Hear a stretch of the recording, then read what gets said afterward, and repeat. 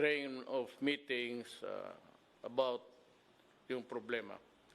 Now, gusto kong malaman ninyo, ang pag-usapan na lang dito, walang iba, hindi tayo lalabas. Mag-usap tayo ng COVID at ano ang resulta ng pumasok na yung virus na yan o virus. But I've been pronouncing it virus anyway. Ganon yan. So, hindi tayo maglabas dito. COVID lang tayo at ano ang problema na lumabas sa contamination sa ating bayan. So, let me, para maraming masagot yung maraming tanong ninyo, tatawagin ko si Secretary Bautista ng DSWD para mag-presentation at magsabi sa tao kung saan na yung pera at ano ang nangyari as of now, itong panahon ito. Secretary Bautista, you can... Fellow Cabinet Secretaries, maayong hapon. Sa mga nanonood ngayon, magandang hapon din sa inyo lahat. Unang-una, nais ko lang ipahatid sa inyo na nung dumating ang 100 billion sa initial tranche para sa cash annihilation program, ay in a matter of 3 to 5 days, ay naibaba namin kagad ang kaakulang ayuda para sa ating mga 4-piece members. Hindi po tayo masyadong nagkaroon ng problema na to dahil we have a credible list being kept by the DSWD, and from time to time, itong mga beneficiaryo na to ay nakakandak ng cash assistance every month. So hindi po tayo nagkaroon ng problema nito. Kasunod din po noon ay nag-payout din po tayo sa mga transport group beneficiaries. Nakuha lang po natin to ng 2 at saka 3 araw. So, ibig sabihin po nito, in a matter of from April 3 hanggang April 7, na-cover po natin ang pagbabayad sa mga 4-piece beneficiaries, other transport groups. Babalikan ko ulit, hindi tayo nahirapan dito dahil mayroon tayong credible list. Noong April 3 po, more than 80 million ang ibinaba po natin sa field offices. Ibig po sabihin nito, talagang yung mga budget allocated sa mga field offices para implement ang social amelioration program ay makarating kagad sa kanila. Kasi alam naman natin na sila ang mag-implement in coordination sa mga LGU. Nung natanggap po nila ang amount na 80 billion, ay dito na po nakipag-coordinate po sa mga local government units sa municipal, city, social welfare development, para po i-transfer natin ang pondo sa kanilang LGU. Ang naging konsepto po nito ay sa tulungan ng AFP, PNP, DSWD personnel, other monitoring groups ay tutulong para sa implementasyon ng social amelioration program. Dito po naranasan natin na merong, sabi natin, naging problema kasi po ang listahan ng mga taong babayaran ay hindi po available.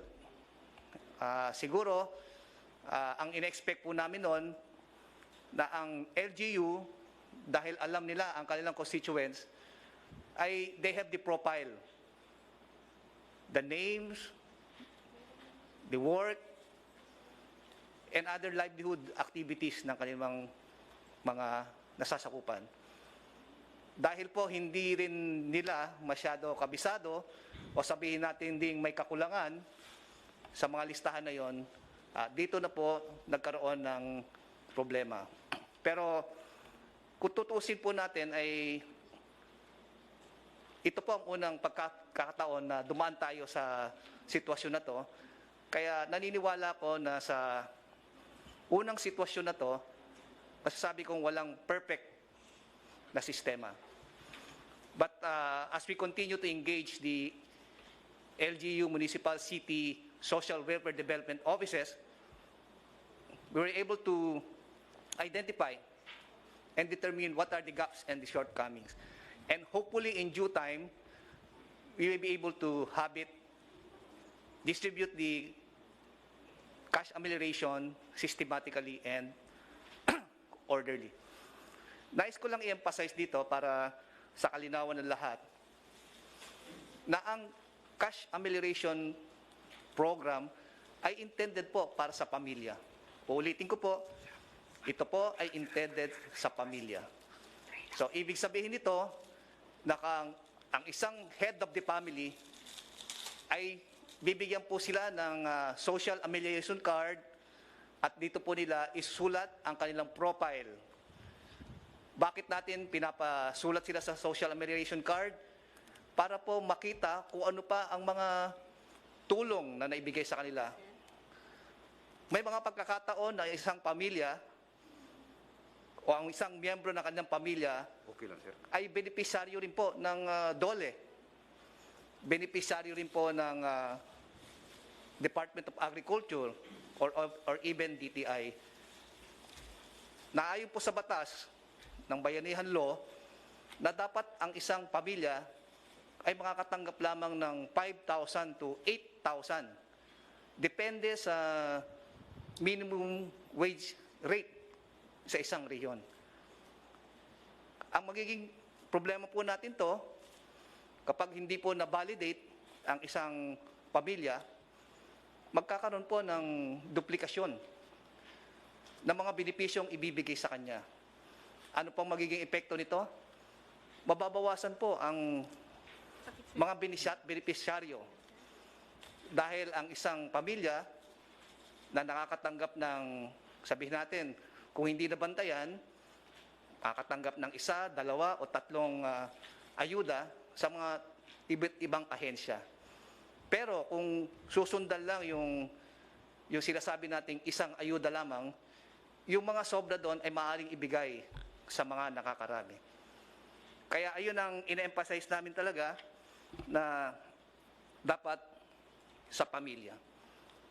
Yung mga other documentary requirements, mga basic documentary requirements na kasunduan ng LGU Municipal City Social Welfare Development Offices ay kailangan po yan dahil sa transparency and accountability. Alam naman po natin na may mga pagkakataon na may mawawalang pera o hindi mabibilang ang pera, kaya kailangan po na merong taong mananagot, taong sasagot kung sakaling hanapin ang mga pagkukulang na pera. Pero ito ang ina-encourage ko sa ating mga kapatid na dapat we should be a vanguard in the distribution of the social amelioration program.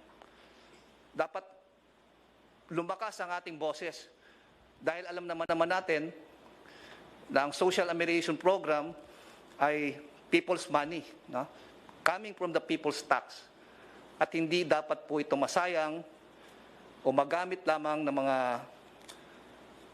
taong iniisip ang kanilang sariling interes. Ang akin lang pong advice sa ating lahat na this is not the time for blame game. Dapat the more that we should help one another in any form we can. Katulad ng ating sinasabi ng ating presidente na this is an opportunity for us to show to our people that we are worth a public servant and only looking after the welfare of our brothers and sisters. So ayun lang po ang aking mensahe. Ang DSWD po ay gagawin ng lahat na tulungan ng ating mga LGUs para masigurado natin na mapadali, mapabilis ang pagbibigay ayuda under the Social Amelioration Program. Maraming salamat po. Would like to chief implementor ng ating programa si Secretary Lorenzana sa Department of Defense. Magandang gabi, Ginoong Presidente, mga Magmaskak kasi parang tayong long rangers dito. membro ng kabinete at ating mamamayan. Ako po yung chairman ng National Task Force ng COVID-19. Ito po ang ginagawa ng inyong task force ngayon. Ayos na po yung ating organization. Meron tayong organization ng mga lahat-lahat na transportation, logistics, saka yung communications. Naayos na po natin yung ating mga supplies ngayon. Nakahabol na po tayo ng ating mga PPEs na pinamili po ng PSDBM at saka ng DOH mula China.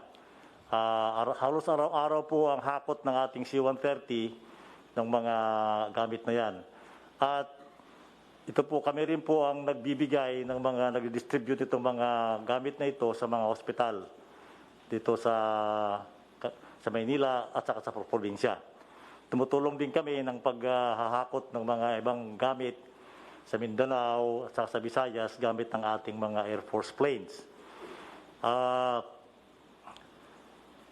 Ito pong isa pong pinagkakaabalahan namin ngayon ay ang maghanap ng mga lugar na pwede natin gamiting isolation wards ng mga apektado ng COVID. Marami na tayong nakita rito, yung World Trade Center, yung PICC, yung Rizal Memorial Coliseum, yung Tala, lahat ng QI, handa na po yan. At saka kahapon, nagpunta kami doon sa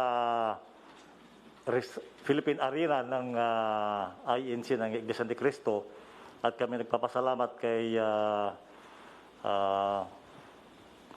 kapatid Eduardo Manalo kasi inoffer niya yung kanilang facilities na kung magagawa natin yon ay 2,000 beds ang ating magagawa roon. So huwag po kayo mag-alala, kami po ay mayroon tayong mga taong na mamahala ng mga dapat gawin ng ating probinsya. Kami po taga-implement lahat ng mga gagawin sa lupa.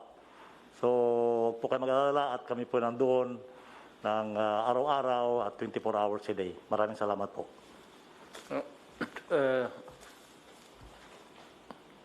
General Galvez.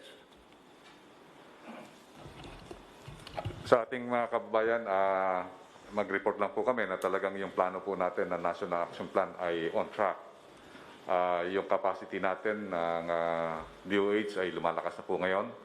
Ang ating testing ay tumataas na ngayon na 2,400. And then yung na-accredit po na mga testing center ay umabot na po na 11. And then meron pa pong 8 na nag-a-apply na magkakaroon po ng testing. Sa ngayon po, nakita po natin na yung ating lockdown ay napakaganda po ng ating nagawa dahil po na-push po yung curve towards 1 month na delay. So it gave us the capacity to improve our medical services. At the same time, nakita po natin na talagang mababa po yung natin. Sa ngayon po, napakaganda ng ating balita dahil kasi meron po tayong 11 recoveries ngayon. Kung titingnan natin sa ibang bansa, napakataas ng kanilang death rate. Sa US, they have 1,000 every day. Sa atin, nakita natin, sa atin hindi pa tumataas ng 30 o nakikita natin nagdaan lang ng 8 hanggang 5 o hanggang mataas sa 10. Itong mga ito, nakikita natin napakaganda ng ating preparasyon kumpara sa ibang bansa. Nakikita natin na ngayon ang Japan na napakayaman, ang kanilang health services hindi maka-accommodate ng mga nangyayari sa kanilang mga cases. Same so with Singapore, they conducted the lockdown. Nakita natin na maganda ang naging desisyon ng ating mahal na Pangulo na tayo ang pinakauna na nagkaroon ng tinatawag nating yung travel ban sa mga bansa na nagkakaroon ng COVID cases. At nakita natin na ang ating hard decision, yung desperate decision natin is paving the way for good results that we are having now. Yun lang po at maraming po salamat. Maybe Secretary Duque, then maybe Sunny would want to just say a few statements about after Secretary Duque. Magandang gabi po, Mr. President, at sa akin po mga kapwa miyembro ng gabinete, at sa lahat po ng ating mga kababayan.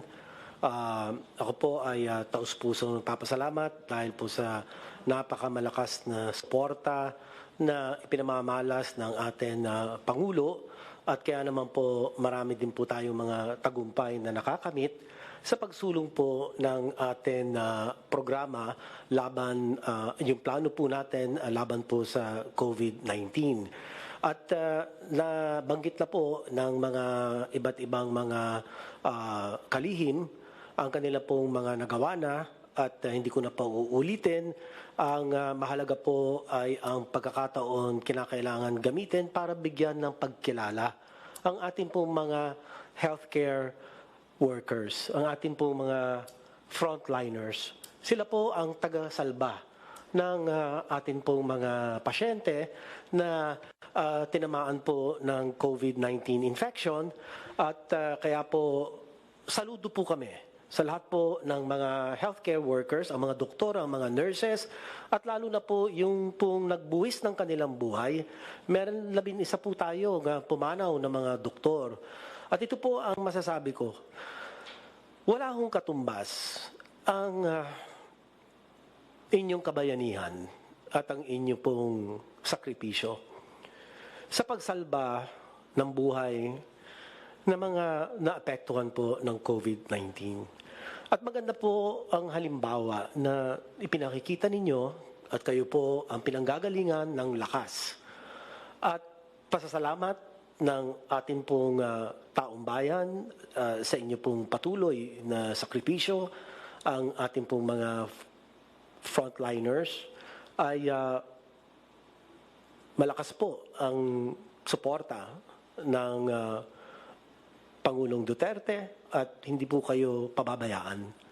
Mahirap man po ang inyong trabaho, ngunit andyan po ang lahat po ng mga namumuno sa gobyerno para bigyan po kayo ng sapat na suporta, kagaya po ng personal protective equipment, ay kayo po ang #1 priority sa pagbibigay po nitong mga kasangkapang ito.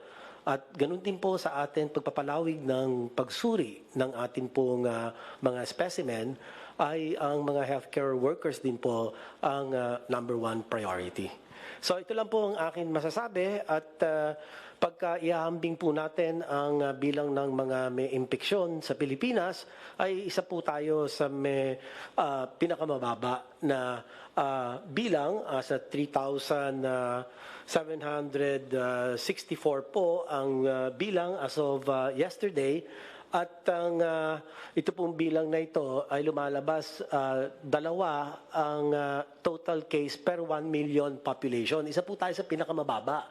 At kung ihahambing po natin ang mga mayayaman bansa, ay di hamak na malayong-malayo po ang atin ranggo.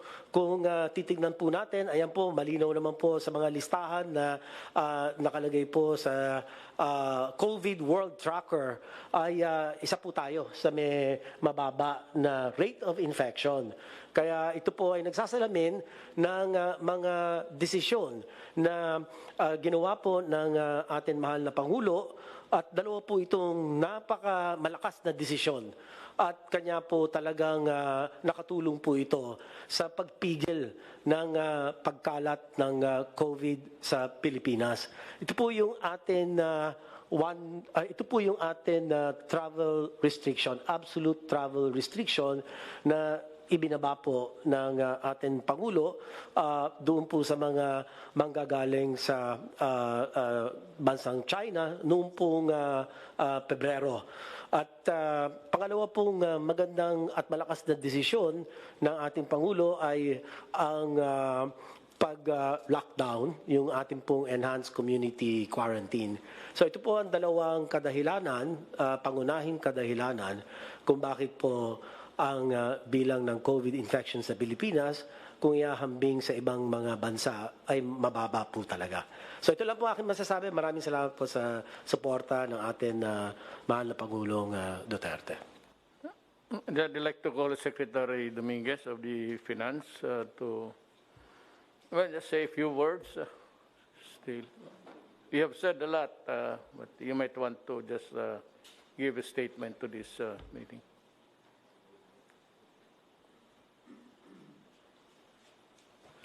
Gandang gabi, Mr. President at members ng Cabinet. Before we start, tignan natin kung saan tayo nanggagaling sa in terms of the economy ho. Nung pumasok kayo noong 2016, ang order niyo ho sa amin ay is to manage the economy for the welfare of the Filipino people. Ang ibig sabihin nun, lahat ng collection natin ng taxes should be collected efficiently at lahat ng gastos natin should be very conservative and really wag tayo magwaldas ng pera.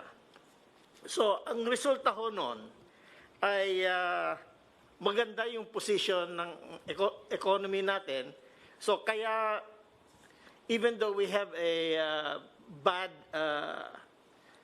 luck to have this COVID-19, we are very well prepared.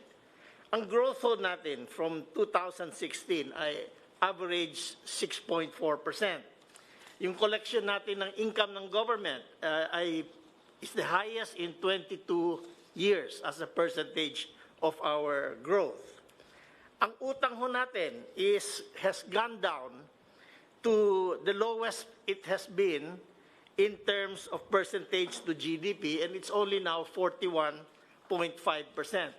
Dati ho, 70% of GDP yan.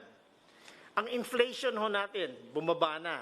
So it's, last month it was 2.5%, and it is within our target of 2 to 4%. Ngayon, itong COVID-19 has hit us in a very hard way. Ang katotohanan lang, ang estimate natin, our GDP growth will be 0 or minus 1%.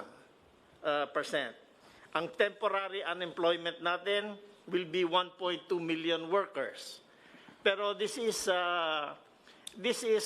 in comparison with the lowest unemployment rate ever achieved in the Philippines. For the economy tignan din natin yung budget deficit natin from 3.2%, lalaki ng 5.3%. In other words, we will be spending more than we will be collecting. But we are spending more in order to save the people and make sure that they have food on the table during this time. So, ang debt to GDP natin tataas from 41%, siguro aabot ng 47%. Pero that is still very low in compared to our neighbors. May isang neighbor tayo na 80% of GDP ang utang nila. Ngayon, nagpapasalamat ako na the legislature gave you the power to reallocate the budget so that we can meet the new, the new priorities now, which is the COVID, which is brought about by the COVID.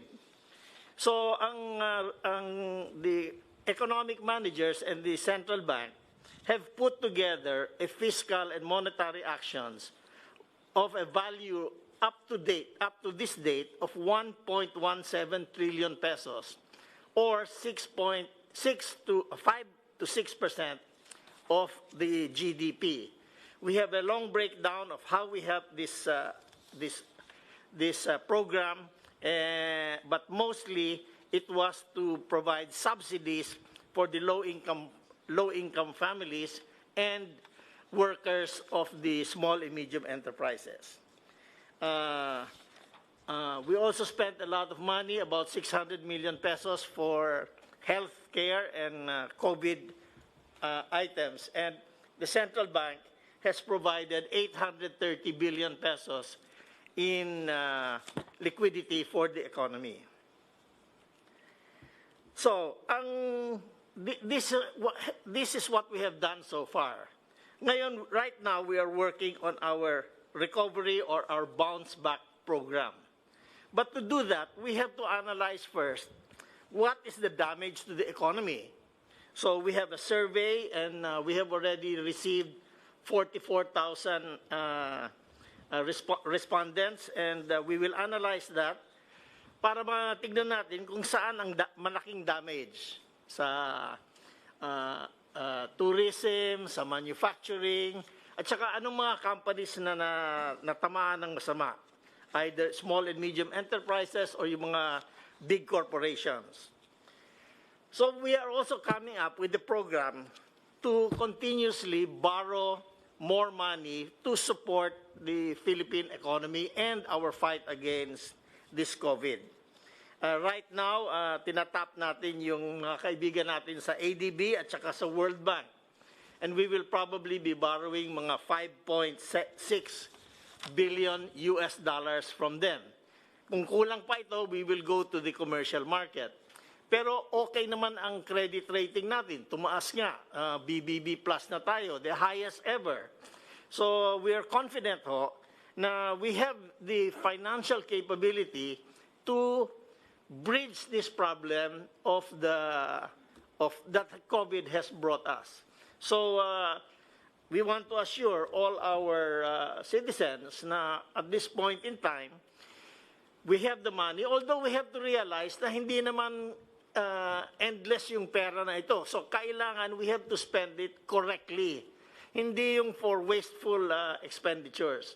So the program is to spend first to help the poorest families, and then to help the small and medium enterprises, and then to provide support for the companies that are supported by their banks. So, Mr. President, you have created an economy that can stand a hard hit, and I think the Filipino people should thank you for your very conservative economic policies. Salamat, Secretary Sunny Dominguez. Before we end, I'd like to make a recap. Ako na ang mag-summarize ng ano yung mga pinagdadaldal namin dito. Sabi ko, hindi tayo lalabas sa COVID. That's the topic. At yung mga problema na ibinigay ng COVID sa Pilipino. One is that marami na pong report sa akin na yung mga taong ngayon na magtitira sa upahan ng mga bahay ay they are being pressured to pay. Alam mo, lahat tayo nawalaan ng income. So, I would like to ask the owners na kung maaari, yung sa lote, to suspend yung sa bahay, wag mo munang hingiin kasi wala talaga, okay naghihirap ngayon. And whatever na ang nasa kamay ng mga tao ngayon, they are saving it for the last day, the rainy days to come. Nandiyan naman yung tulong, pero ito ang gusto ko ninyong maintindihan. Yung pinagdadaldal ng isang congressman na ulol, torpe, na may 300 billion binigay ng Kongreso, hangin ho lahat yan. wala pa yung pera na yan dito. Yung budget for next year, we are preparing it now. Yung budget na pinapatakbo natin was prepared last year.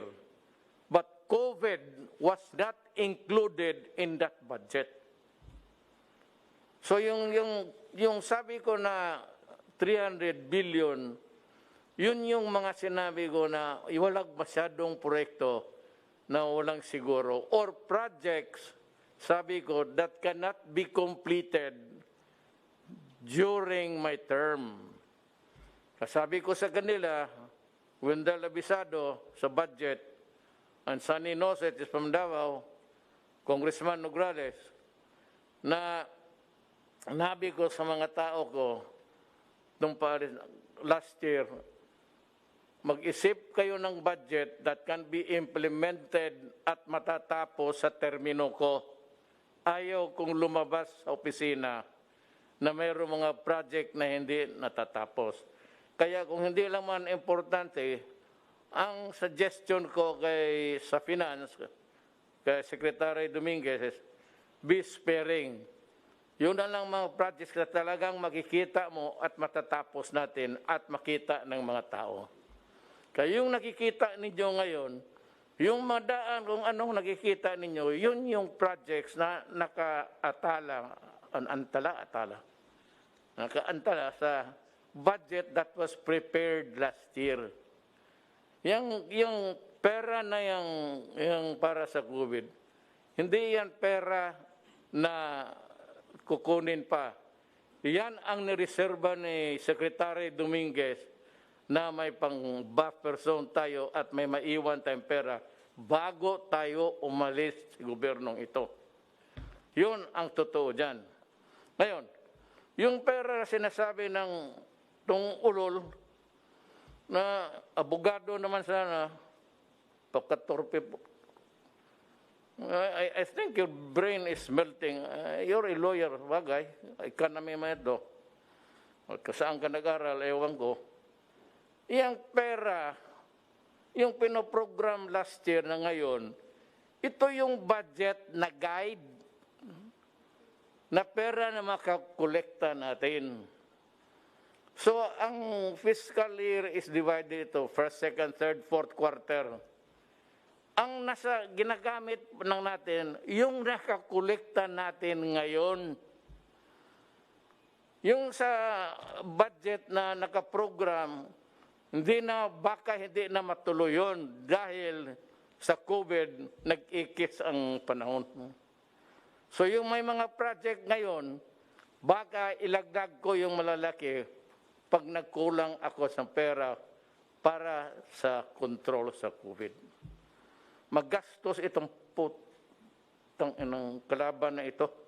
Hindi mo makita at lahat ay tinatamaan, hinuhostage tayo. Sabi nga doon nag-Facebook sa akin, natatawa na lang ako. Paano natin labanan yung COVID kung nagtatago tayo? Hindi mo kami pinapalabas ng bahay. Alam ko, minsan bastos ako magkwento, magbiro. Pero totoo ka talaga, tama ka. Kaya pamatong na pinapaalis ako kasi wala akong solusyon. Sige, tama. Ikaw na ang presidente. Kaya sabi ng mga sundalo, nasaan ka na? Kasi mag-report na sila sa iyo. Hindi ka man nila nakikita, where are you? Kasi kung nakumbinsi mo ako na you have medicine to cure COVID in 7 weeks, anak, sabihin ko sa iyo, kung totoo yan, Adre, ako na mismo ang magtulak sa ulo ko dyan sa Pasig, gago, umalis ka na at dumating na ang santil mo ng...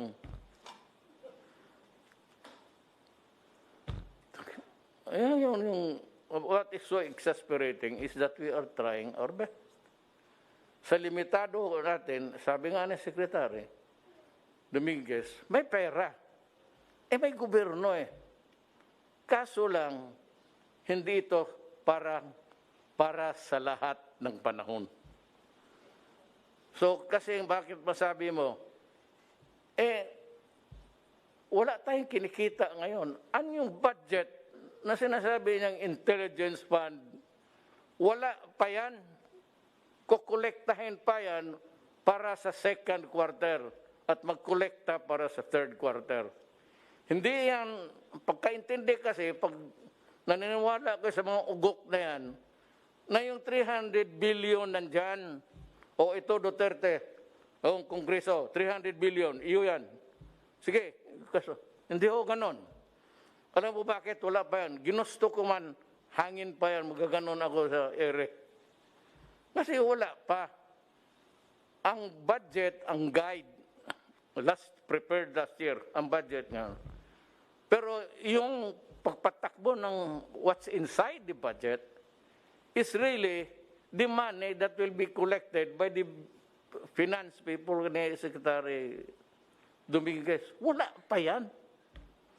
Kung sabihin na saan ang pera na 300 billion, ewan ko kung kaninong bayag mo yan makuha. It's not there. Magkukolekta pa ako ngayon. Masunod ba yung collection mo? Hindi. Bakit? Wala na. Ang ekonomiya patay. Walang negosyo. Walang nagbayad. Wala yung nagtatrabaho na magkaltasan yung sildo nila. There's no source of income now. Except may perhaps yung fixed assets natin. Yung mga lupa, may mga building, yun. Pero aside from that, the big money, ang sabi ko, ang gobyerno hindi nag-iimprenta ng pera yan. Ang gobyerno gagastos lang sang-ayon sa ekonomiya mo. Economy is really yung GDP na sinasabi na dito. It's actually income. At paano kaltasan ang pera mo, ang income mo, sa mga utang mo, dyan kunin. Ang utang mo, GDP. Ang utang mo, marami kang utang, hindi marami kang babayaran, walang matira. Minsan meron, kukunti na lang. But what is important really is, makinig kayo kasi, alam mo, kung hindi kayo makinig, and if you persist on listening to the idiots of this world, itong mga Pilipino, talagang madali ang pagbabagsak natin. So you listen very carefully because we are trying to save not only an economy but the country. Help the country alive.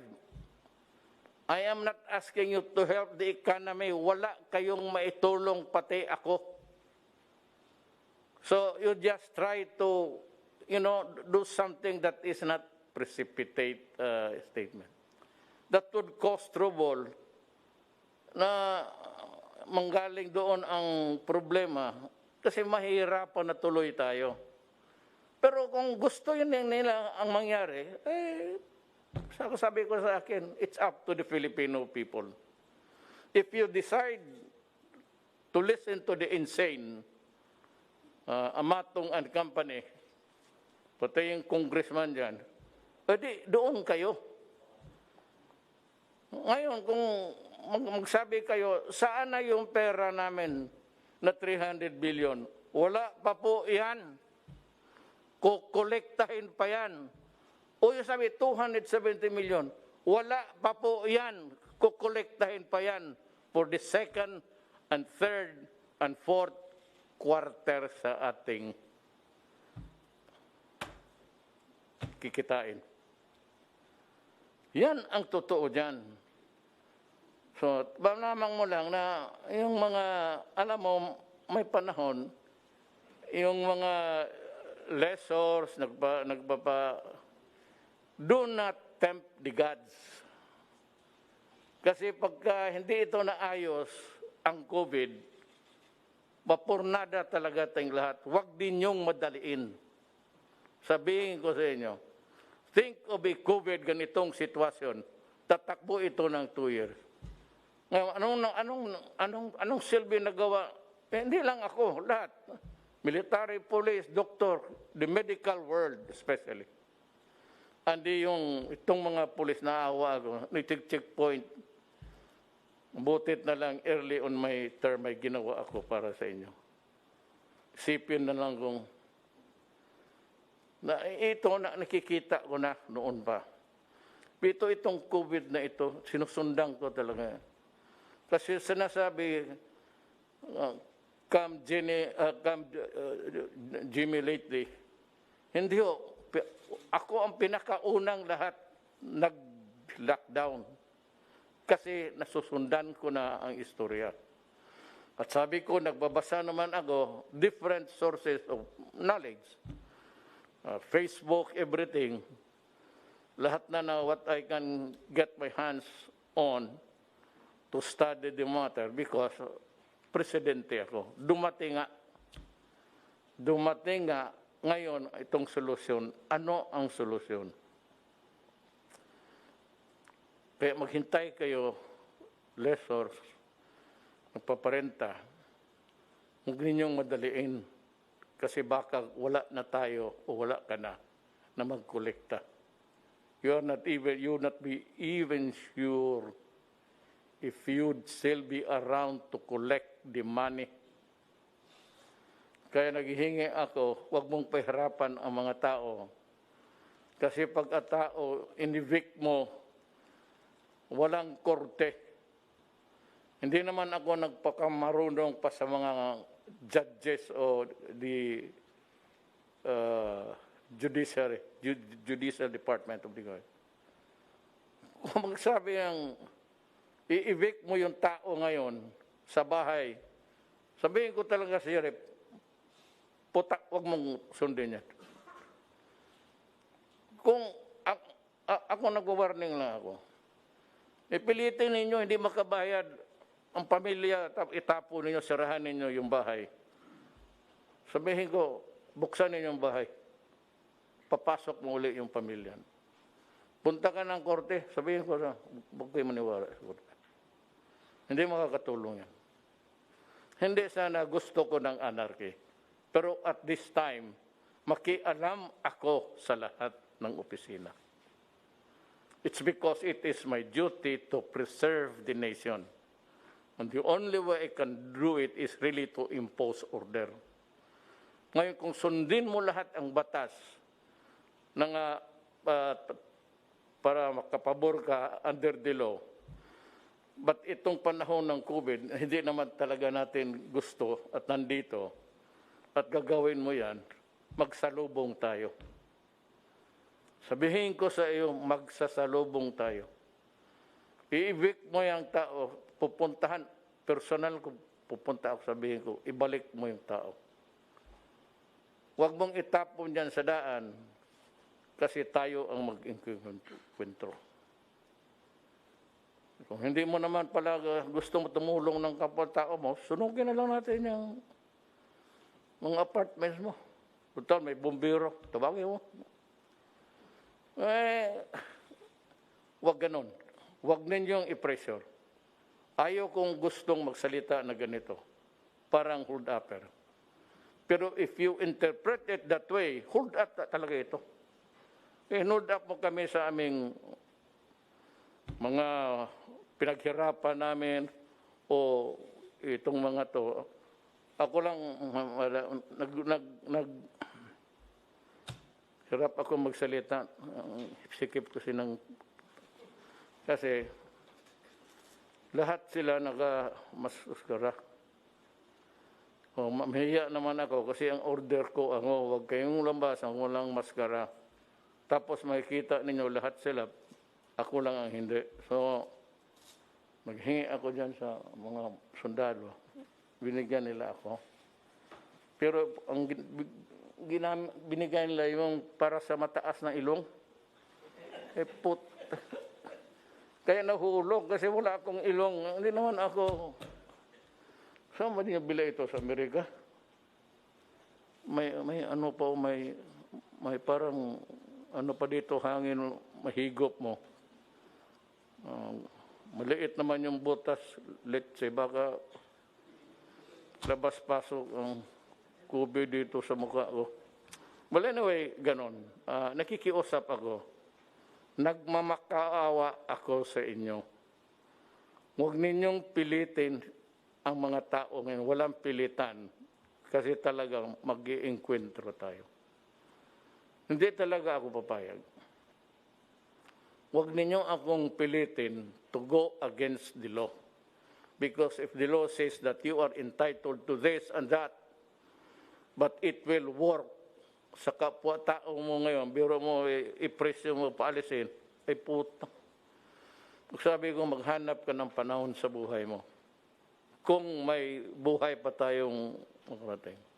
Alam mo, ulitin ko. COVID, anong sagot? Vaccine. Walang vaccine, COVID stays. Yan ang totoo. Bigay ko sa inyo ang totoo. So, magmaskara tayo kung wala pang vaccine, mga Christmas time, sabay na tayo sa mga hold-upper, pareho na tayo, pareho na lahat. Ganitong bisa ng mga unggoy. Di sabay na tayong lahat. Hold-upper na tayo. Naiinis ako alam mo, dandahan lang. Sabi nga ni Secretary Dominguez, may pera. Do not pressure anybody or a poor person just because you have this right. It is not the time for you to pressure other people because of your right. Ay, sabihin ko sa iyo ulit, mag-iinkwentro tayo. Sigurado yan. Taga niyo sa bato yan. Hindi ako papayag. Hindi ako papayag, sinong tawagin niyo? Pulis. May mga pulis, umalis kayo dyan, pulis. Get out. Wag mong... Kasi pulis, mag-riot yan. Kung lahat na nag-uupa kayo, paalisin nyo, yung isa, pinaalis o paalis, magra-riot, sinong... Di kayong pulis. Lumamili kayo. Saan kayo susunod? Are you ready to confront the violence that will be created? Or you stay with me? Because I will make the decision para sa lahat. For the common good. So yung baka balang araw, as we go along, marami man namang mahilaman si Sunny. Sabi niya, we can generate funds. Sabi niya, marami ang nagpapautang sa atin. Ngayon, kung makabayad ba tayo, di hanapin nila si Dominguez, bakit tayo? Kung hindi tayo nakabayad, ako ba ang nagsabi na, si Sunny man yan. Pero sabi ko, classmate kami nito. Since kindergarten, valedictorian yan. Kaya bright siya. Pag nasabi maraming pera, sabi ko, ang huli nito, alam ko na ano. What is the end game? Pag maubos talaga ang pera, ipabili ko lahat ng propiedad ng gobyerno. Yang cultural center, PICC, yung lupa dyan. Totoo. That's the last na pag wala na akong makuha and we are about to sink and really sink, I will sell all the assets of government. Tapos itulong ko sa tao. What is important is na saan yung pera ninyo? Importante maintindihan ninyo yan eh. Kaya sa mga text, saan na yung 300 billion? Adre, hangin yan. And it will continue to be a hangin. Pag second quarter, mag-break, the economy will, mabutit na lang, sabi ni Secretary Dominguez, he's assuring that we can still stay afloat. Lulutaw pa tayo, pero sabi niya, huwag ka lang magsabi na kung kailan. Kasi yung mga tao, hindi mo mabigyan ng hope. Ako, magbigay ako sa inyo ng hope. For the time na nandito ako, ako ang control, ibigay ko lahat. Yung pagbili ko lahat, pati propiedad ng kung saan, ipagbili ko. Ngayon, ibibigay ko sa inyo yan. And do not worry about the money. Kung yung pagdating yung lahat ng committee na membro para mag-aral kung magkano ang presyo saan, ibibigay ko sa mga opposition. Ibibigay ko sa torpe na abogado nito. Pati ang gawain kong chairman si Amatong. Sige, kayo ang mag-negotiate para wala kayong duda sa amin. Kung ano lang kikitain. Kung napagbili ang cultural center ng 50 mil, wala tayong magawa. Yun ang negosasyon nila. Ayaw ko makialam kasi alam mo bakit? Sabihin mo yan, pag bilyon-bilyon yan, magkano ang kickback nila? Kaya gusto ko lahat ng negosasyon, kung may pagbili man ako, if ever, if at all, ganito. Mag-usap kayong magkano ang valuation, magkano yung renta dyan sa mga complex, magkano ang bayad nila. Bigay ko yan sa, siguro 5, dawala lang ang membro na taga-gobyerno. Sige, kayo ang mag-negotiate. So, uli, yung sabi nga nila, hindi yan individual, be counted by families. Kayo itong Pilipino. That is a lesson. There's always a lesson to be learned. May leksyon talaga ang buhay.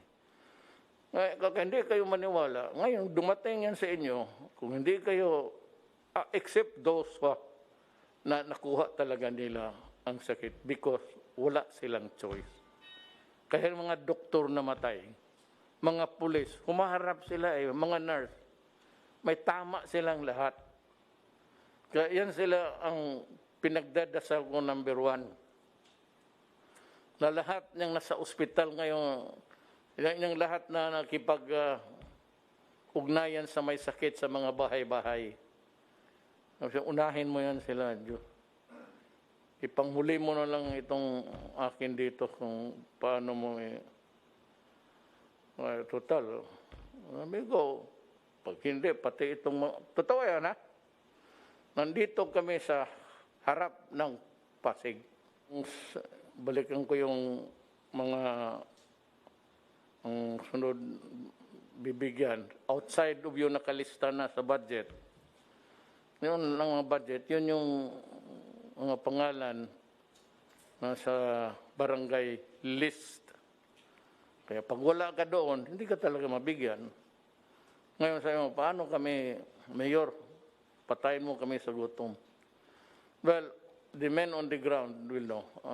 They're human beings. Rule, puro general to General Bautista, General Rosena, and General Galvez. They will look for a way to help you. Hindi ka na hinanapabihan. Yung talagang nawala sa linya, you also might want to take it up with your mayor or barangay captain. Ang pag-asa natin is including UP. Itong atin, ipagmalaki rin natin ang mga doktor natin. Bright. Kasi over time, yung nag-survive kasi ng COVID, nagkaroon na kayo ng... Kasi ang COVID, hindi yan nana, hindi yan sugat. Hangin yan nasa hangin. Ang problema noon, kung maghintay ka lang mag-atse, tapos kung palayo kang ngayon, yung germs niya, nilalabas na niya, kung malapit ka, pagdating ng hangin, yung binubuga niya doon sa hininga niya, o sa gip mo, kaya maraming nagkaroon ng pandemic. Italy suffered, magkano ang sa Italy nga namatay? 10,000? 15. We're trying to figure out how Sanay can come up with yung mga nabawasan yung iba naman kasi nag-retired na, hindi na nakapag hanap buhay. Yung iba nag-asa lang kasi yun ang propiedad ng nanay pati tatay nila, hindi nang magtatrabaho. We are looking for a way how government can help. Pag mag-asa lang tayo na sabi ni, anong ibig sabihin ni yung credit rating natin, BBB, B plus, ibig B plus, yung ang one of the highest na magpahiram sa atin kasi marunong tayo magbayad, marunong tayo maghiram at marunong tayo magbayad on time.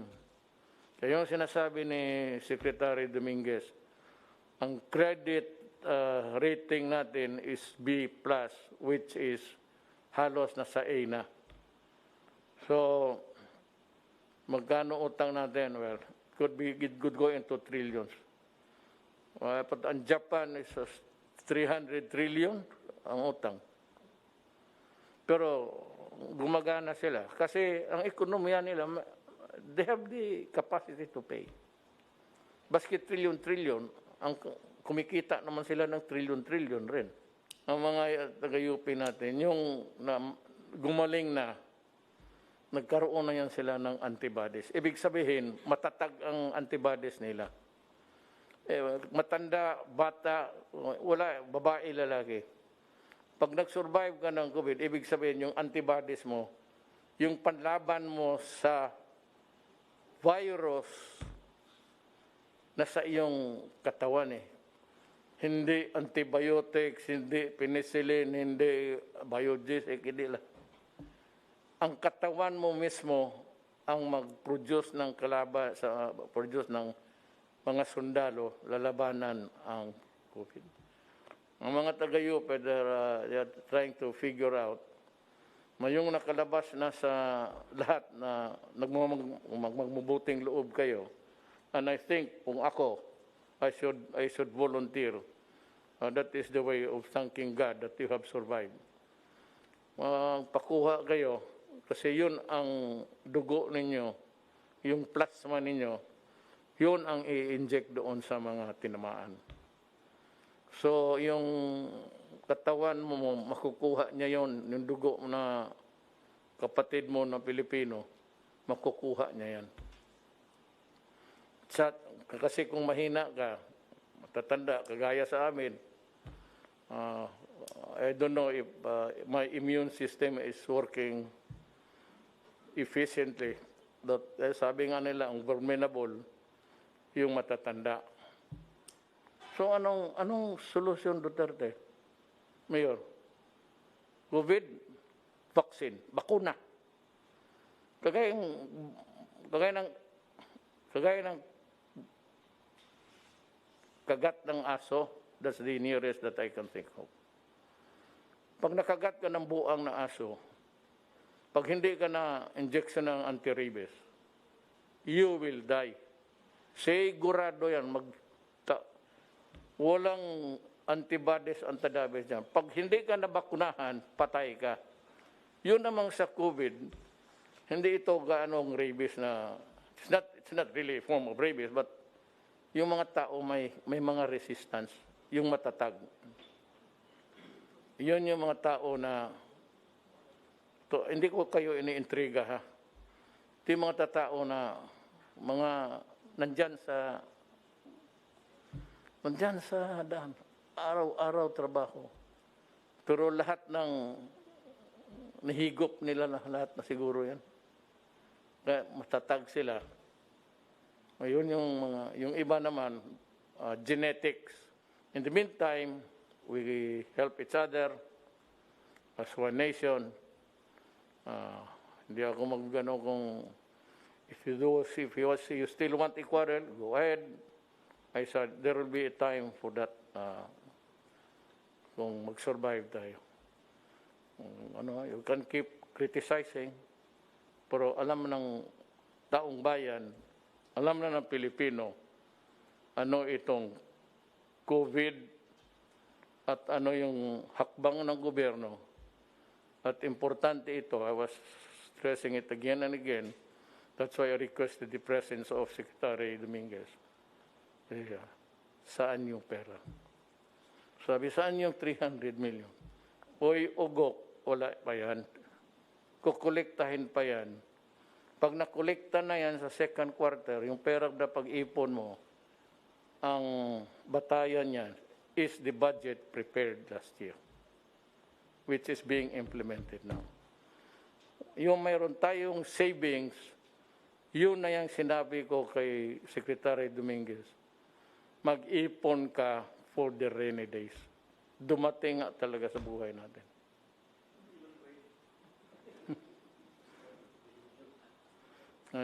Ni rainy bagyo. Kaya nga, if you have a better idea, o yung namamakarunong makinig ninyo sa TV, o hayaan mo, sige, sabihin mo sa kanila, they can come here and I can turn over. Sabihin ko sa cabinet, pati kay Secretary Lorenzana, sumunod na kami doon sa kanila. Sila magpatakbo kung paano nila pa. Maraming salamat po, Pilipino. Ako po'y inyong utusan at lahat kami dito ngayong gabi. Again, salamat po.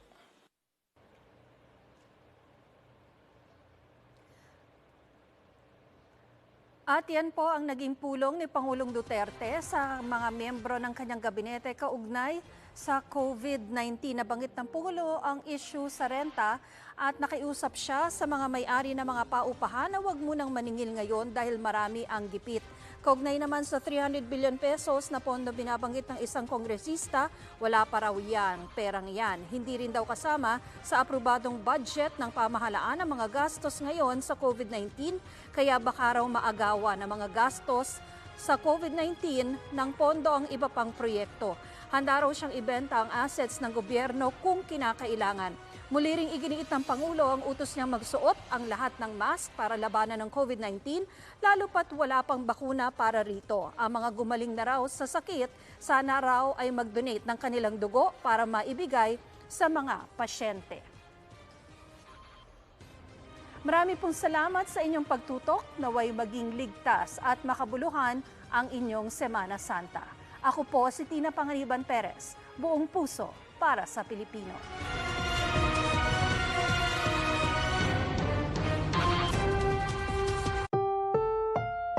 Ang susunod na programa ay rated PG. Patnubay at gabay ng magulang ay kailangan sa mga batang manonood.